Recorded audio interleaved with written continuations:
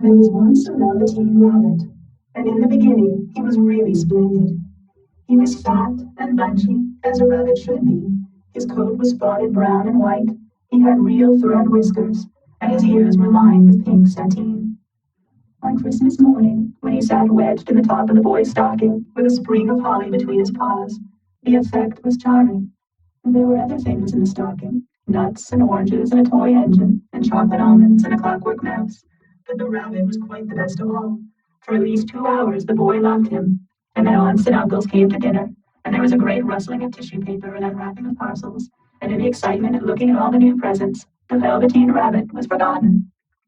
For a long time he lived in the toy cupboard or on the nursery floor, and no one thought very much about him.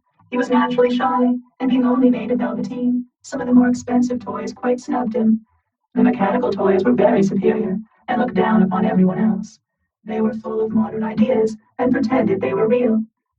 The model boat, who had lived through 2 seasons, and lost most of his paint, caught the tone from them, and never missed an opportunity of referring to his rigging in technical terms. The rabbit could not claim to be a model of anything, for he didn't know that real rabbits existed. He thought they were all stuffed with sawdust like himself, and he understood that sawdust was quite out of date and should never be mentioned in modern circles. Even Timothy, the jointed wooden lion, who was made by the disabled soldiers and should have had broader views, put on airs and pretended he was connected with government. Between them all, the poor little rabbit was made to feel himself very insignificant and commonplace, and the only person who was kind to him at all was the skin horse. The skin horse had lived longer in the nursery than any of the others. He was so old that his brown coat was bald in patches and showed the seams underneath, and most of the hairs in his tail had been pulled out to string bead necklaces. He was wise, for he had seen a long succession of mechanical toys arrive to boast and swagger, and by break their mainsprings and pass away, and he knew that they were only toys and would never turn into anything else. For nursery magic is very strange and wonderful, and only those playthings that are old and wise and experienced, like the skin horse, understand all about it. "What is real?" asked the rabbit one day, when they were lying side by side near the nursery fender, before Nana came to tidy the room. "Does it mean having things that buzz inside you and a stick-out handle?" "Real isn't how you were made," said the skin horse. "It's a thing that happens to you. When a child loves you for a long, long time, not just to play with, but really loves you, then you become real." "Does it hurt?" asked the rabbit. "Sometimes," said the skin horse, for he was always truthful. "When you are real, you don't mind being hurt." "Does it happen all at once, like being wound up?" he asked, "or bit by bit?" "It doesn't happen all at once," said the skin horse. "You become. It takes a long time. That's why it doesn't happen often to people who break easily, or have sharp edges, or who have to be carefully kept. Generally, by the time you are real, most of your hair has been lopped off, and your eyes drop out, and you get loose in the joints and are very shabby. But these things don't matter at all, because once you are real, you can't be ugly, except to people who don't understand." "I suppose you are real," said the rabbit, and then he wished he had not said it, for he thought the skin horse might be sensitive, but the skin horse only smiled. "The boy's uncle may be real," he said. "That was a great many years ago, but once you are real, you can't become unreal again. It lasts for always."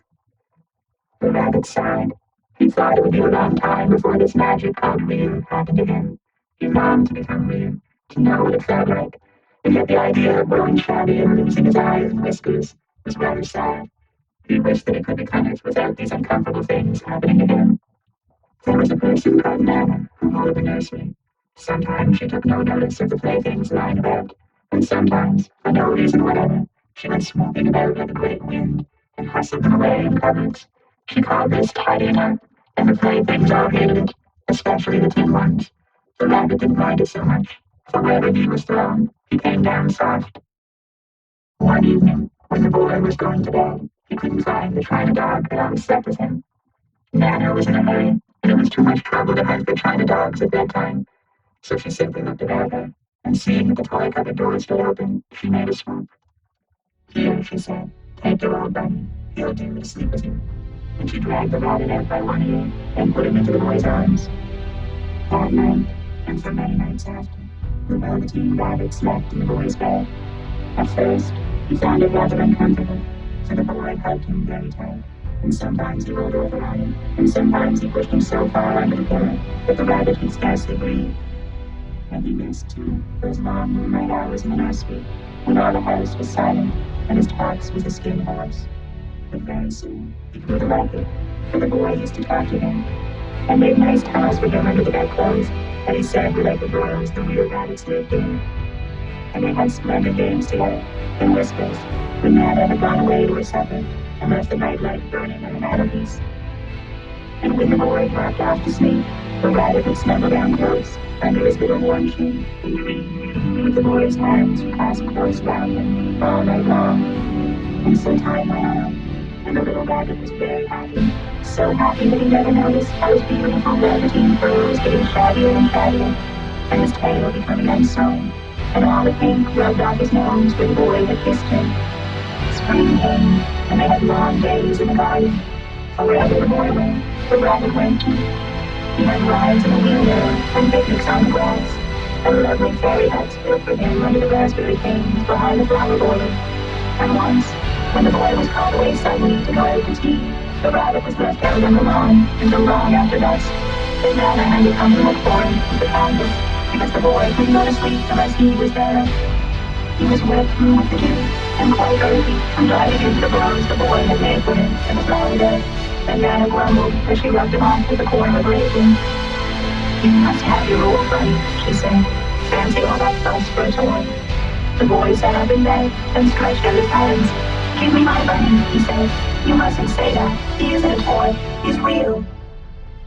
When the little rabbit heard that, he was happy, for he knew that what the skin horse had said was true at last. The nursery magic had happened to him, and he was a toy no longer. He was real. The boy himself had said it.